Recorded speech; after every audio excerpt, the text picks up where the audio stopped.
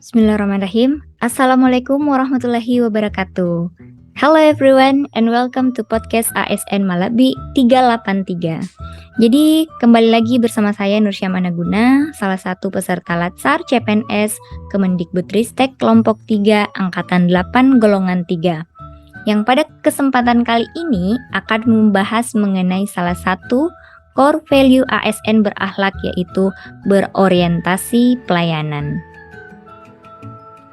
Nah, jadi kalau teman-teman belum tahu nih, apa sih itu berakhlak?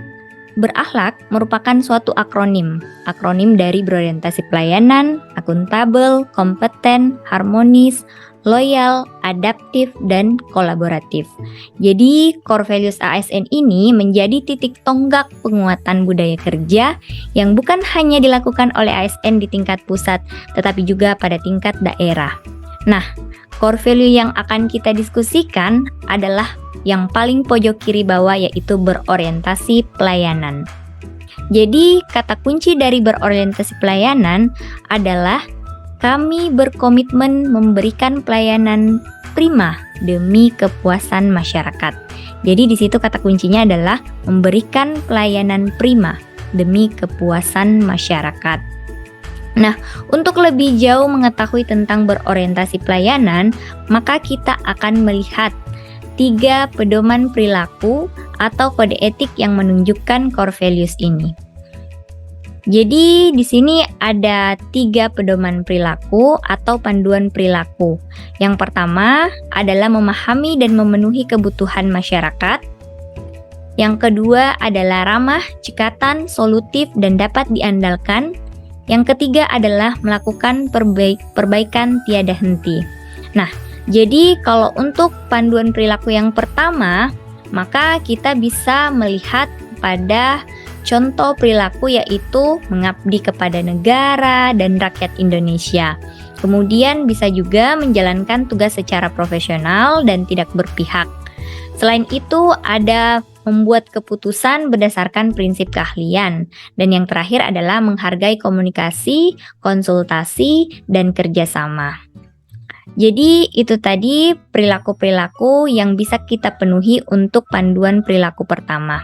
Nah, untuk panduan perilaku yang kedua, yaitu ramah, cekatan, solutif, dan dapat diandalkan, kita bisa lihat contoh perilakunya menurut Jamaluddin adalah yang pertama, bisa dalam bentuk menyapa dan memberi salam. Yang kedua, ramah dan senyum manis. Yang ketiga, cepat dan tepat waktu.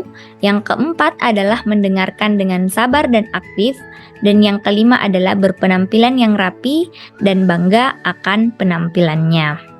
Nah, setelah kita mempelajari kedua panduan perilaku ini, yang terakhir adalah panduan perilaku melakukan perbaikan tiada henti.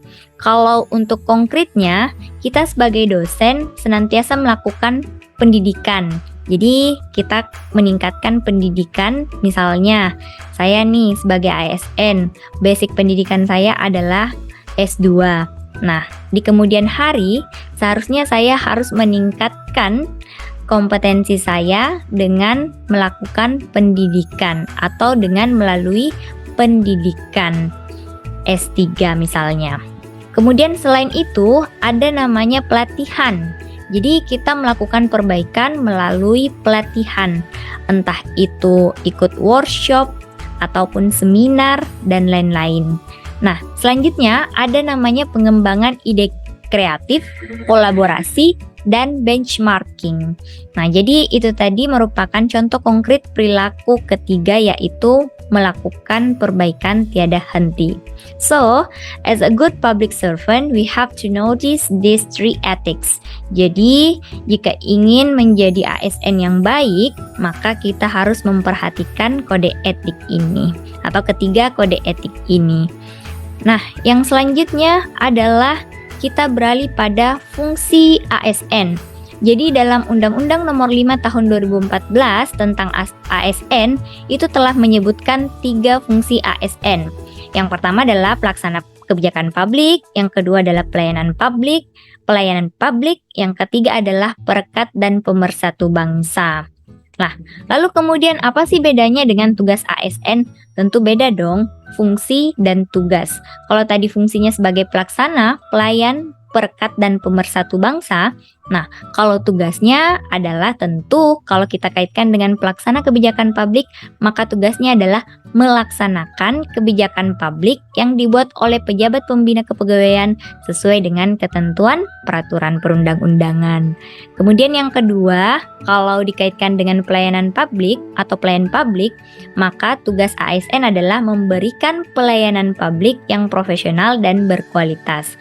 Nah, yang ketiga, jika dikaitkan dengan perekat dan pemersatu bangsa, maka fungsi ASN atau tugas ASN adalah mempererat persatuan dan kesatuan Republik Indonesia.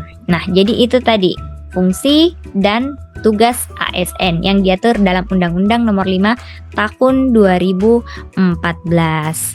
Nah, selanjutnya kita ingin tahu nih, apa sih arti service atau apa sih yang dimaksud dengan pelayanan? Jadi pelayanan adalah produk yang tidak berwujud, berlangsung sebentar, dan dirasakan atau dialami. Maknanya seperti apa? Jadi maknanya adalah suatu produk yang tidak ada wujudnya dan bentuknya, sehingga tidak ada bentuk yang dapat dimiliki atau berlangsung sesaat atau tidak tahan lama, tetapi dialami dan dapat dirasakan oleh penerima layanan. Jadi dia ini tidak berbentuk atau berwujud, tapi kita bisa rasakan. Kita sebagai penerima layanan bisa merasakan bentuk pelayanan tersebut. Nah, ini menurut pandangan Christopher. Nah, jadi seperti itu ya definisi dari service. Kaitannya dengan penyelenggaraan pelayanan publik. Jadi kalau tadi fungsi pelayanan itu kita jalankan, maka di sini ada 3 unsur utama yang berkaitan dengan penyelenggaraan pelayanan publik. Yang pertama adalah ASN, kita sebagai penyelenggara. Kemudian yang kedua adalah publik sebagai penerima layanan. Jadi publik di sini atau masyarakat ya, atau masyarakat sebagai penerima layanan. Nah, apa sih definisi masyarakat dalam hal ini? Yaitu adalah unsur yang didefinisikan dalam Undang-Undang Nomor 25 Tahun 2009 sebagai seluruh pihak, baik warga negara maupun penduduk, sebagai orang perseorangan, kelompok maupun badan hukum yang berkedudukan sebagai penerima manfaat pelayanan publik, baik secara langsung maupun tidak langsung. Nah, jadi itu definisi masyarakatnya. Nah, selanjutnya yang ketiga adalah unsur kepuasan masyarakat. Jadi, unsur kepuasan masyarakat itu juga berkaitan erat dengan penyelenggaraan pelayanan publik. Jadi, tadi ada ASN sebagai penyelenggara, ada masyarakat sebagai penerima layanan, dan yang terakhir ada namanya kepuasan masyarakat. Nah, selanjutnya kita lihat lagi nih. Penyelenggaraan pelayanan publik yang baik itu hendaknya mengacu pada 9 prinsip. Yang pertama adalah seperti yang kalian lihat, di situ ada gambar partisipatif. Nah, jadi di sini pemerintah perlu melibatkan masyarakat dalam merencanakan, melaksanakan, dan mengevaluasi.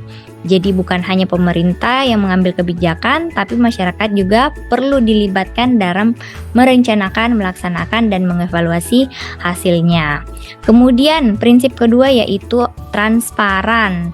Transparan dalam hal ini, penyelenggaraan pelayanan publik itu sebaiknya menyediakan akses. Akses bagi siapa? Bagi warga negara untuk mengetahui segala hal yang terkait dengan pelayanan publik yang diselenggarakan. Seperti misalnya halnya dengan persyaratan, prosedur, biaya, dan sejenisnya. Jadi masyarakat juga harus diberikan akses yang sebesar-besarnya untuk mempertanyakan nih dan menyampaikan pengaduan. Nah, itu fungsi dari prinsip transparan. Kemudian yang ketiga ada namanya responsif. Jadi maknanya di sini, pemerintah itu wajib mendengar dan memenuhi tuntutan kebutuhan warga negaranya.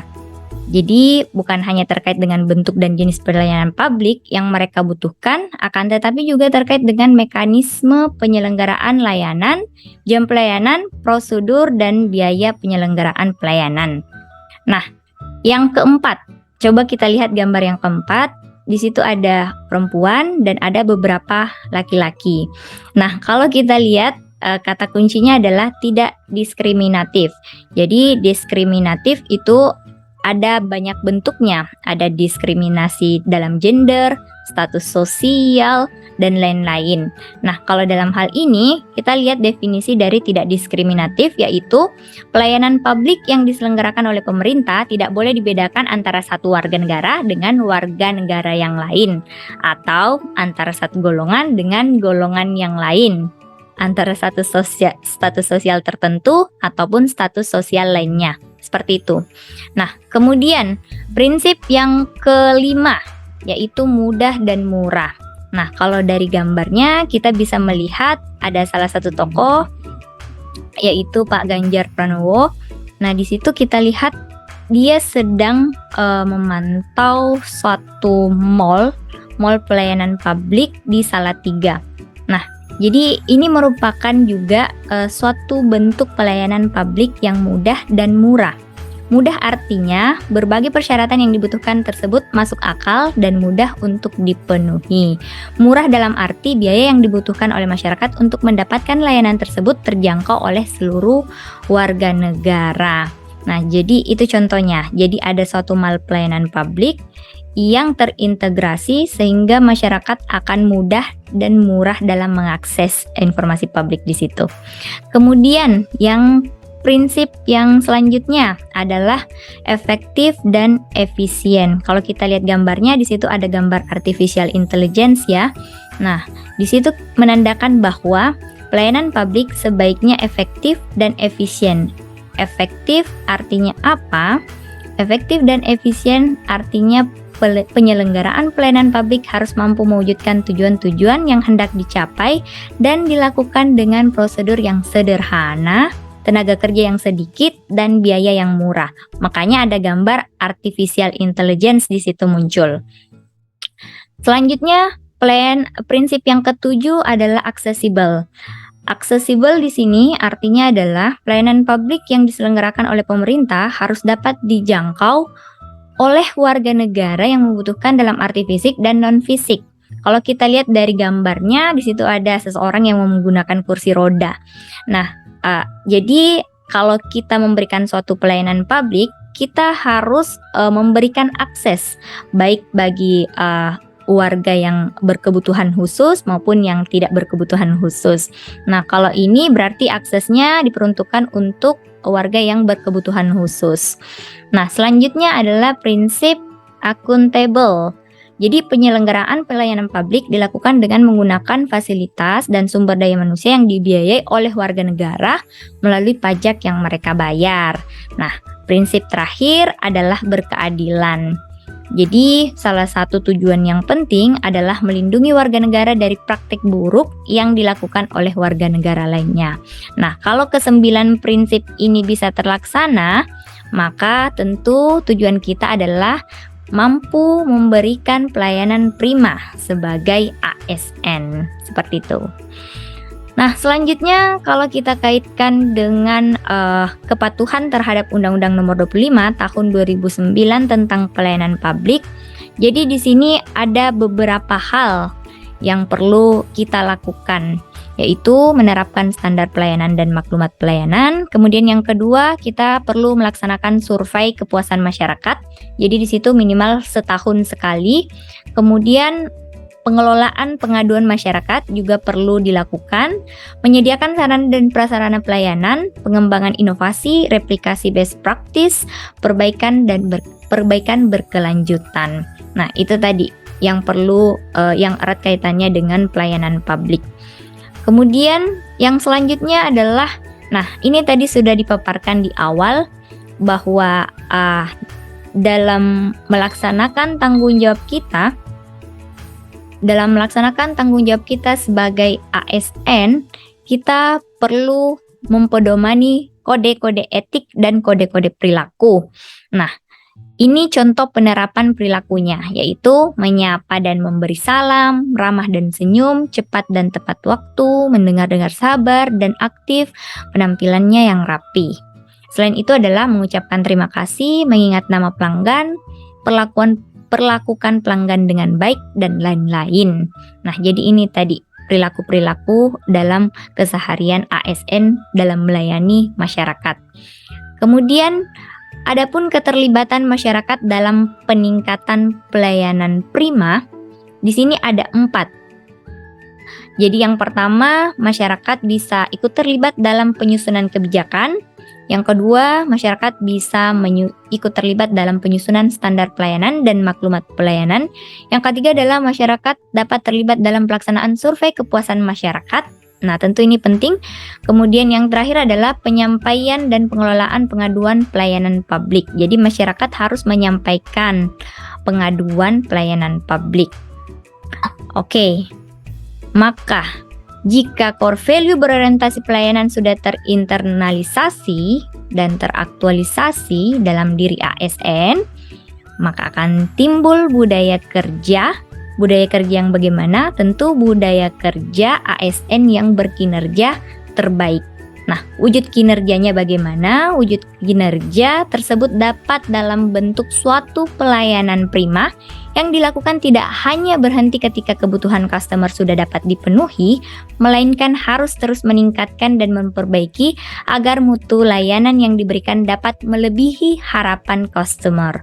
Therefore, doing something better and better adalah kunci dari pelayanan yang diberikan, di mana layanan hari ini harus lebih baik dari hari kemarin dan layanan hari esok akan menjadi lebih baik dari hari ini.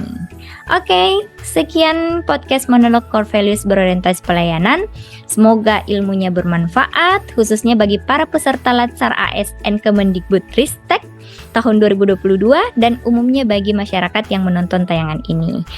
Thank you so much for watching and see you in the next ASN Malabi 383 podcast. Wassalamualaikum warahmatullahi wabarakatuh.